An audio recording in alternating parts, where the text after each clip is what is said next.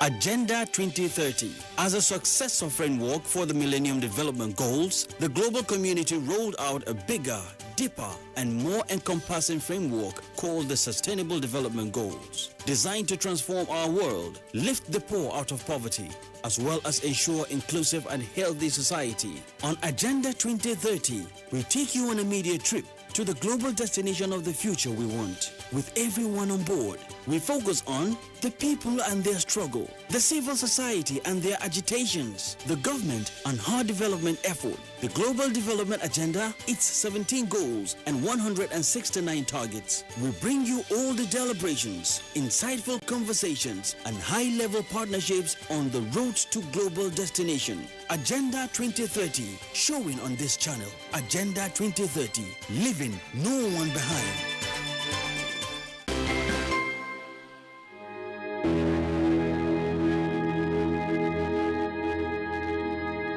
On September 25th, 2015, President Muhammadu Buhari joined other world leaders to endorse the Sustainable Development Goals at the 70th session of the United Nations General Assembly. Encapsulated in the 17 goals of the SDGs are plans by the global community to end poverty, ensure economic resilience, and protect the environment, while ensuring prosperity for everyone by the year 2030. President Buhari had pledged commitment of his administration to the global agenda at the UN Forum in 2015. To actualize the promise, the President immediately set up office of the Senior Special Assistant to the President on SDGs in 2016. The President followed this up with the appointment of former Deputy Governor of Lagos State, Princess Adejoke Orilokbe Adefulire, as his Senior Special Assistant on SDGs. The office was saddled with the responsibility of coordinating Nigeria's bid to achieve the SDGs, working with government at the sub-national level and other stakeholders. Aside coordinating the implementation of the global goals, the Office of the Senior Special Assistant to the President on Sustainable Development Goals has also remained steadfast towards providing interventions to support the sub-national governments towards ensuring the acceleration of the achievements of the SDGs in Nigeria. Speaking recently to Agenda 2030 on the interventions, Princess Adejoke Orilokbe Adefulire said top on the priorities of the OSAP SDGs include quality education, healthcare delivery, bridging the inequality gap, and reducing poverty by using agriculture to attain food security. What we are doing, as you all know, is to provide some intervention to support the sub-national government, the state and the local government in ensuring that we accelerate the achievement of SDG in Nigeria, sustainable development, the global goals, which we're signing. We all agree and committed to be achieved by 2030.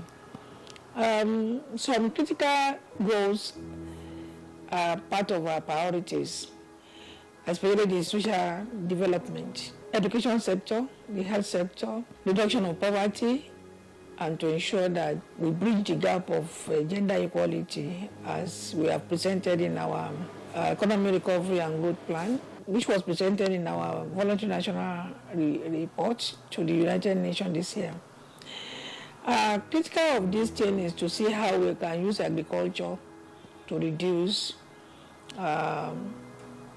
poverty, and the government is working with Ministry of Agric, both at the federal and at the state levels, to see how we can promote agriculture, invest more in agriculture, get more people to the farm, support the farmers, anchor borrower, and different other programs that they can do to ensure that we have food sufficiency and food security.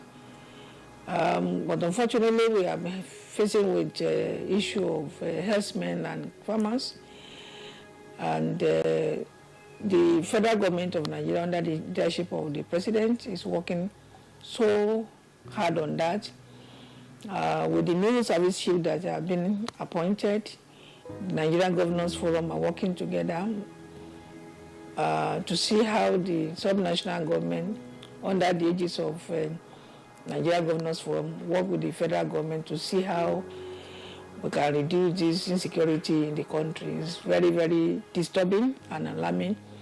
But all four hands are on deck as they have started in a few weeks. Well, it will be a thing of the past. I pray that all of this will be addressed and short term. On the education sector, the Senior Special Assistant to the President reiterated the need to create an enabling learning environment that will attract out-of-school children back to classrooms. She further explained that some of the interventions provided to support education across the country include the construction of new classrooms and other learning facilities, while rehabilitating existing ones, as well as provision of potable water with solar power to provide conducive atmosphere for learning for students and teachers. So we talked about education. We have too many people outside the school environment, out of school children. And of course, the need to create an enabling environment for those people that are in school and make provision for those that we want to bring back to school. You recall that the president inaugurated the steering committee on alternate school. The essence of all of these things is to make sure that we get all the school children of school age back in school. The intervention is to support the Federal Ministry of Education, support the subnational government Ministry of Education, and ensure that more of our young people that are out of school are back in school. So that is ongoing, and we are monitoring the progress, and we're happy to report that by next year we should make some significant progress. So our intervention in that direction is to ensure that, to some extent, maintain the existing classroom, build more classrooms, and provide water, solar, and make the school conducive for learning for our children. It's a little contribution to support the subnational government, aside from the conditional grant scheme, which the fund of the federal government that will give to the state government, the 50% to be matched by the state government to provide those infrastructure and to complement what we're able to do as interventions. Majority of the school classrooms that we're building is across the country, and especially when we have a call that we need to urgently provide, we will intervene. According to Princess Adejoke, good health and well-being remains a critical foundation and mother of all the global goals, as no meaningful development and utilization of social infrastructure can take place without wellness. It is against this precept that the Office of the Senior Special Assistant to the President on SDGs has focused on massive intervention in the health sector.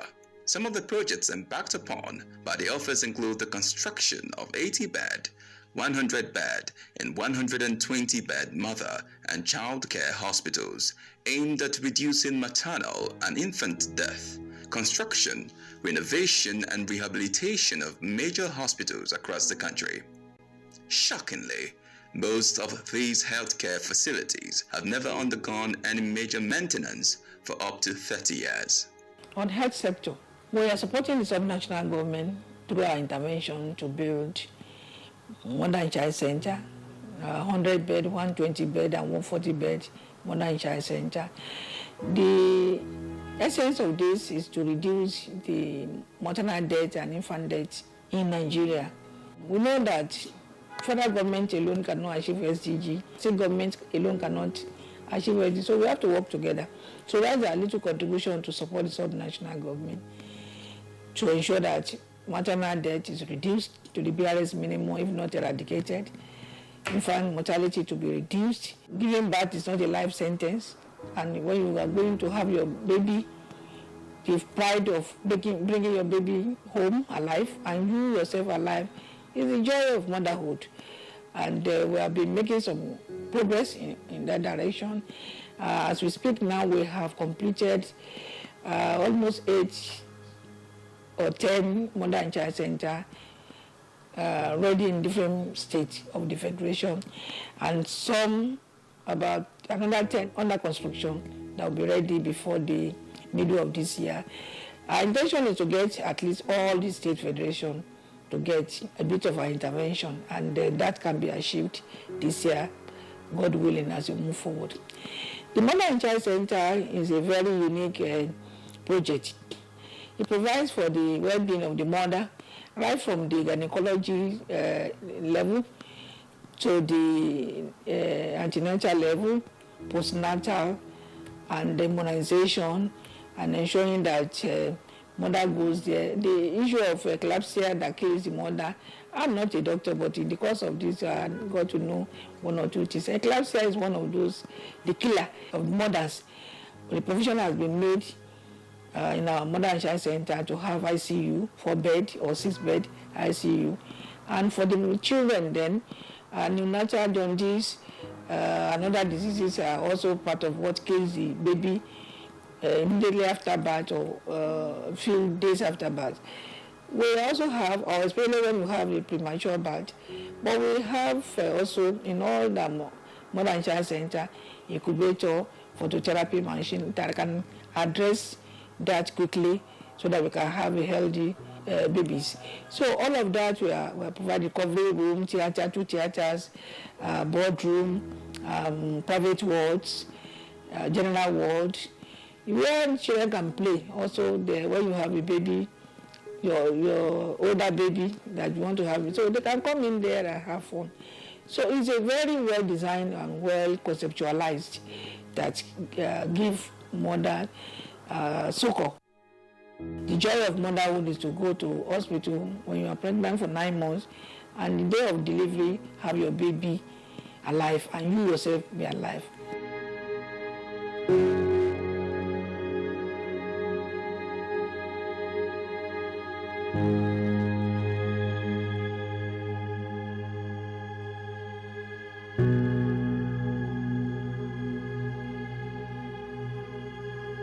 Similarly, the Intensive Care Ambulance Services Project is a mobile healthcare services initiated by the Office of the Senior Special Assistant to the President on Sustainable Development Goals, which provides immediate medical assistance to the patients in critical and emergency situation, especially in the rural communities where healthcare facilities are not easily accessible.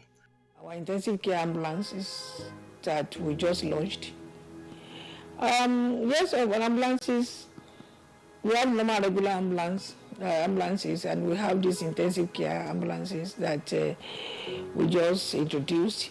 The essence of having that is that not everybody can move from one area to another. Maybe you are not mobile and you are sick and there's no support, but intensive care ambulance can move to wherever you are, can come to you. It's a mobile hospital that can come to where you are, and that mobile ambulance have everything that takes. It's like a theater, moving theater. It can take delivery. There can be minor surgery can be done. To some extent, major surgery can be done, and everything that it takes, like a theater, is available in that man. So we just want to ensure that if you are in rural community or riverine community or wherever you are, we can take healthcare delivery to where you are. You don't necessarily have to travel. And I'm sure that as we go on, all the states of the federation will have a fair share of this, so that they can go to rural community, they can move to riverine community to provide healthcare services to the people of Nigeria. So the logo of the SDG is leaving no one behind. We shouldn't expect everybody to move to where the facility of the general hospital, teaching hospital, or primary health care. So if you cannot move there, we come to you wherever you are. And the intensive ambulance is very unique and very, very interesting. But we believe that this little effort can save lives.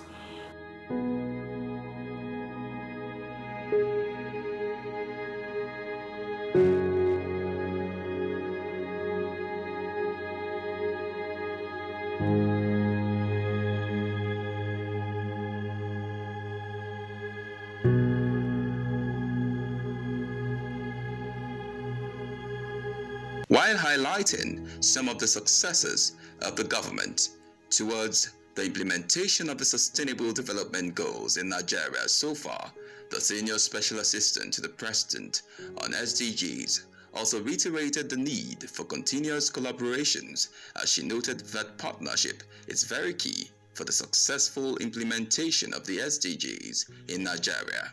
She noted that her office has been leveraging on strategic partnership opportunities. She also called for more private sector partnerships, ministries, departments and agencies, donor partnerships, and collaboration with other UN bodies, as governments cannot do it alone.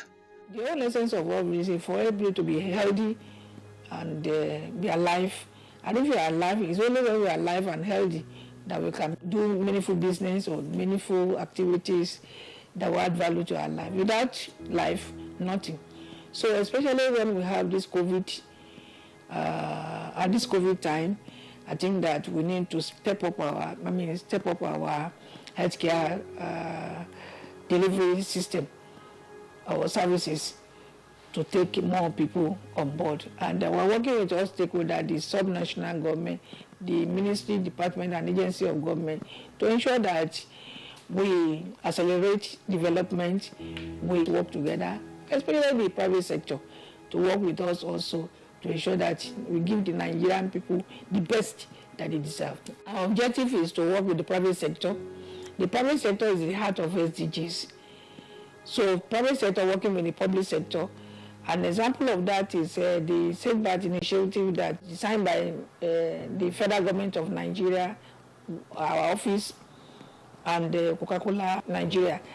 And it has helped to keep some of our hospitals, national hospital, and 12 other hospitals in Nigeria to replace their medical equipment. And we are working also to see how we can leverage on that and get more support from other private sector. The private sector advisory group are working on a very robust partnership with the federal government of Nigeria. They are raising a capital of about 100 billion naira in education sector. The partnership agreement and arrangement is still ongoing, and I'm sure very soon we will complete that, and that will be rolled out and be launched. It's going to be a very huge partnership and the first of its kind in Nigeria. So I think that we need more support from the private sector to work with us to support the public sector, as we have the contribution from the donor partners and the UN system. So at this time we need more support for us to be able to get our children back in school. It's very critical and very germane to this government and to this administration. So also the health sector must be revitalized. Also to get the general hospital also to be more functional, and the teaching hospital also to be more functional and maintained. So those are the things.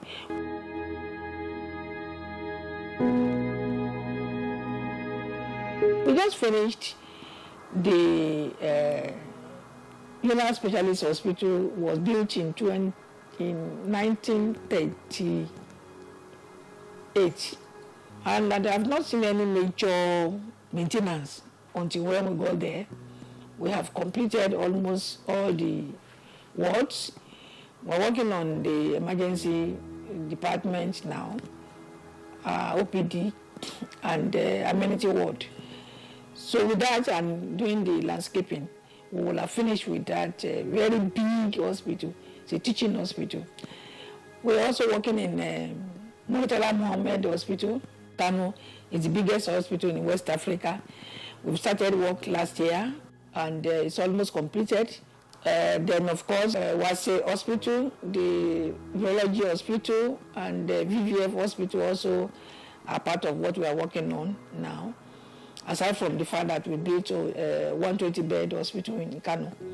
So all of these things put together is what. So right now we are working in UCH Ibadan. And this research Ibadan was built 57 years ago, and there was no maintenance carried out since the hospital was built. Ditto to Murtala Mohammed Hospital and Yola Specialist Hospital.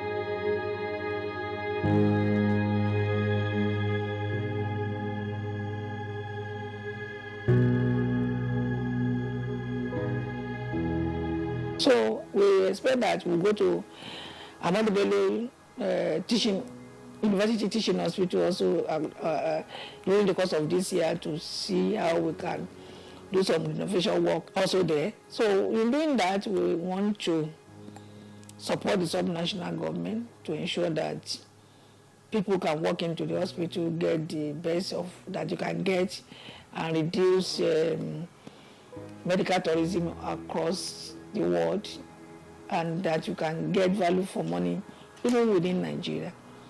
So we'll continue to do make a little contribution to add value to life and improve on healthcare delivery in Nigeria.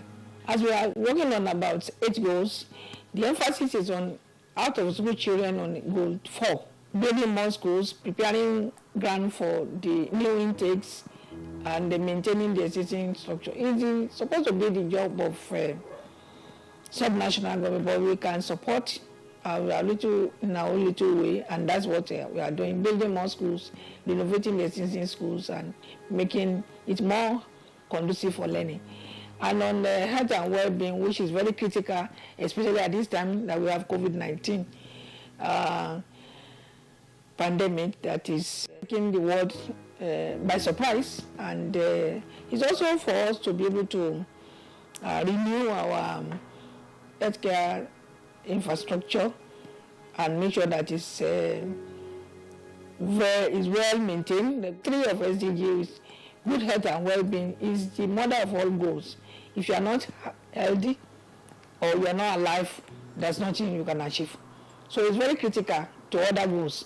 So if you are alive, you are well, then you can talk about poverty. You want to mitigate the effect of poverty, or you are hungry, or you want to send your children to school, but you are not, if you are not alive, all those things cannot be achieved. So it's very critical to all the other goals, and we are working very well with the subnational government to see that we are on the same page, and we are working in synergy to provide the best and give the best healthcare system or healthcare delivery. So for now, this is what we have on education and health. Other sectors will be dealt with as we move forward. Nigeria will continue to support the United Nations in all its efforts, including the attainment of the 2030 Agenda for Sustainable Development. I thank you. Agenda 2030, showing on this channel. Agenda 2030, leaving no one behind. Agenda 2030. As a successor framework for the Millennium Development Goals, the global community rolled out a bigger, deeper, and more encompassing framework called the Sustainable Development Goals, designed to transform our world, lift the poor out of poverty, as well as ensure inclusive and healthy society. On Agenda 2030, we take you on a media trip to the global destination of the future we want. With everyone on board, we focus on the people and their struggle, the civil society and their agitations, the government and her development effort, the global development agenda, its 17 goals and 169 targets. We bring you all the deliberations, insightful conversations, and high-level partnerships on the road to global destination. Agenda 2030, showing on this channel. Agenda 2030, leaving no one behind. My name is Professor Ben Ayade, Governor of Cross River State. I support Agenda 2030. I support SDG. Agenda 2030, showing on this channel. Agenda 2030, leaving no one behind. My name is Honorable Prince Rotimi Agunsoye, Chairman, House Committee on SDGs, Sustainable Development Goals. Keep watching Agenda 2030. Agenda 2030, showing on this channel. Agenda 2030, leaving no one behind.